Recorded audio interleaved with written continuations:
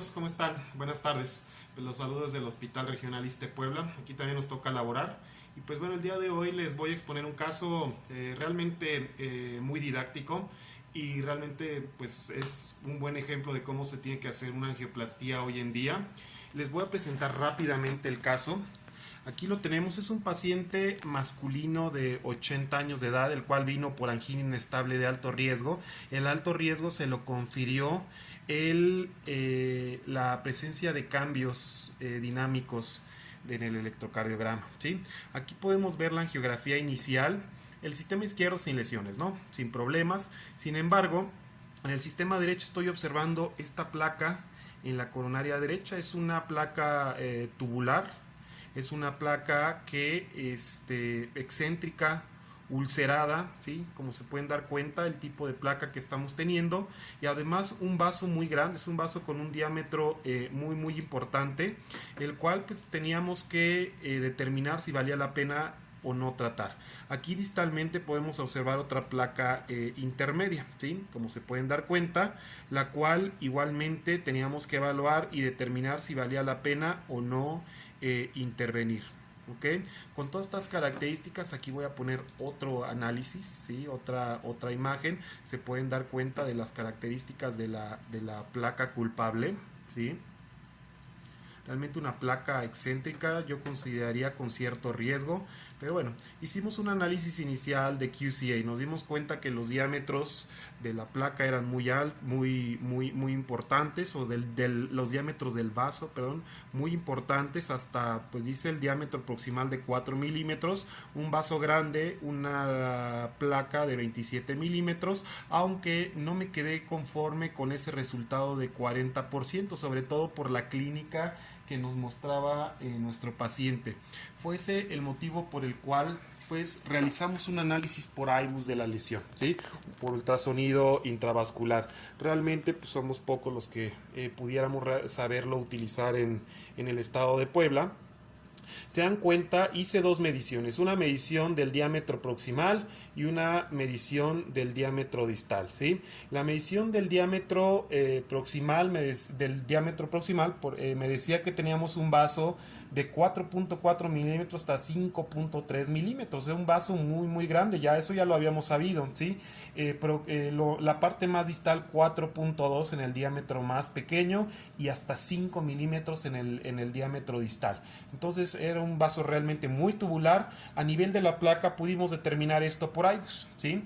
Como se dan cuenta, aquí estamos a nivel de la placa y en las medidas tenemos una placa del 76%, o sea, el 76% de este vaso está cubierto por placa, ¿sí? Y pues los diámetros que ustedes se pueden dar cuenta, esta es la que dice TA, que está en rojo, son los diámetros que hicimos o que determinamos de la placa.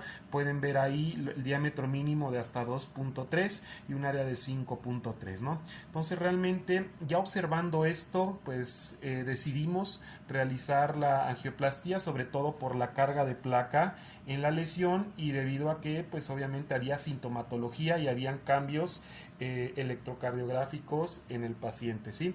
Aquí por ejemplo hicimos otras medidas, ¿sí? Este es lo que pudiera decir que a lo mejor es lo más didáctico. Hicimos un análisis por IMAP, ¿sí? En el cual, si se pueden dar cuenta, podemos ver el contenido de la placa, ¿sí?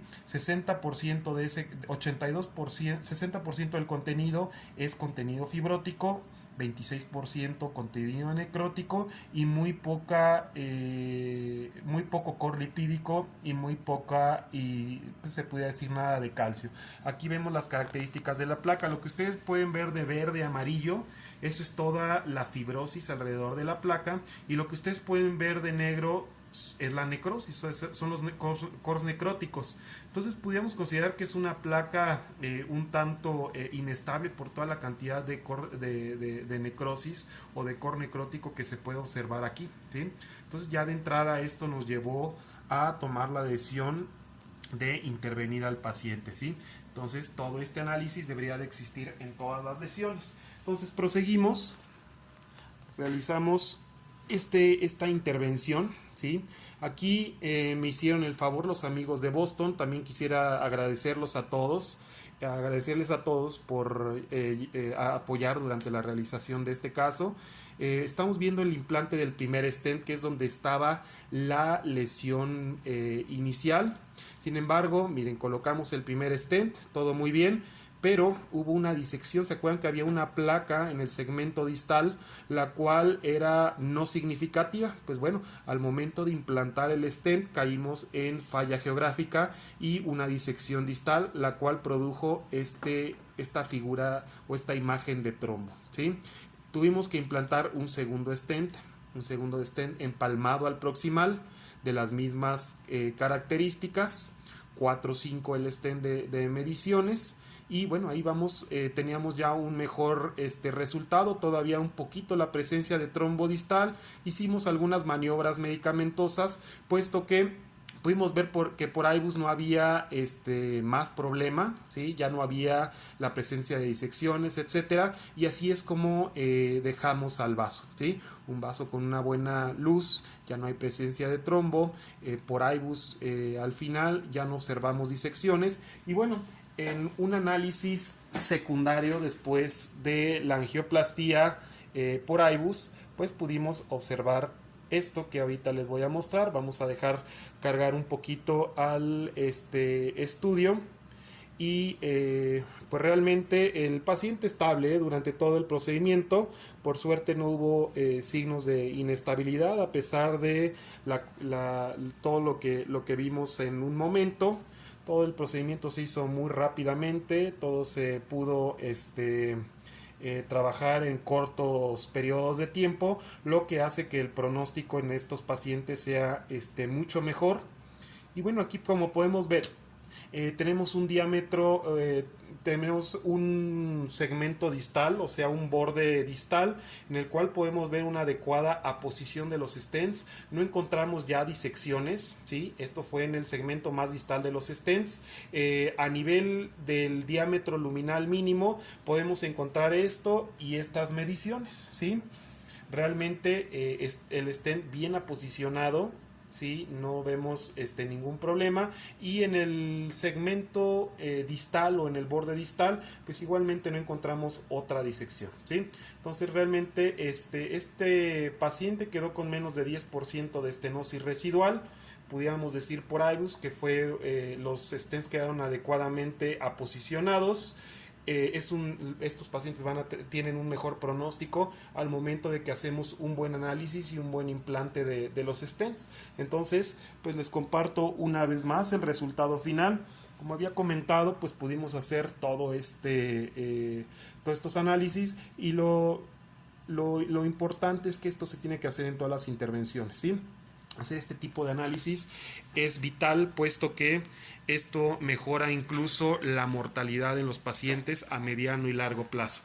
Y bueno, aquí están los dispositivos que ocupamos. Una vez más, quise agradecer a todos los amigos de Boston por esto, ¿sí? Estamos estrenando estas medidas de Synergy. No estoy haciendo comercial, sino simplemente les estoy mostrando el material que pudimos utilizar y del cual pues pudiéramos decir que es muy buen material. Y pues bueno, somos el primer centro en México en poder utilizarlos, y eso nos llena de mucho orgullo, y obviamente me hace sentir muy orgulloso de pertenecer al ISSSTE también, ¿ok? Entonces, pues bueno, aquí tenemos el resultado final, como ya se los había mostrado. Muy bien, el paciente muy estable hemodinámicamente. Espero yo darlo de alta más tardar en unas 8 horas, si todo nos sale bien, pero lo más seguro es que con este análisis por IBUS y el análisis angiográfico, lo más seguro es que al paciente le vaya a ir muy muy bien. Y pues bueno, aquí tuvimos el procedimiento. Como se dan cuenta, pudimos utilizar todas las herramientas necesarias en una sala de hemodinamia. Realizamos una angioplastía ideal. Y bueno, como ya saben ustedes, quedo abierto a cuestionamientos, a preguntas, cualquier duda, sobre todo aquellos que nos estén viendo, que sean fellows de cardiología, que sean residentes de intervencionismo, de cardiología. Pues bueno, estamos a la orden, y pues bueno, esperemos que se siga dando todo este tipo de procedimientos, y que podamos seguir en contacto con ustedes. Pues muchas gracias.